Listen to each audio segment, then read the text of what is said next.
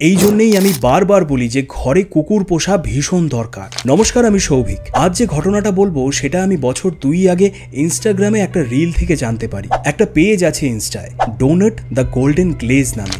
2 বছর আগে ওই পেজ থেকে একটা ভিডিও পোস্ট করা হয়েছিল যেখানে দেখা যাচ্ছে একটা কুকুর ভোর 3টের সময় অদ্ভুত বিহেভ করছে, মানে যেন এমন কিছু দেখে ফেলেছে যা মানুষ চোখে ধরা যাচ্ছে না।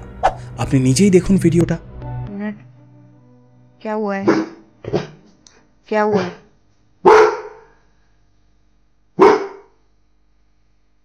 भाई सुबह के 3 बज रहे हैं और ये हमारे डोनट जी पता नहीं किसको ग्राउल कर रहे हैं।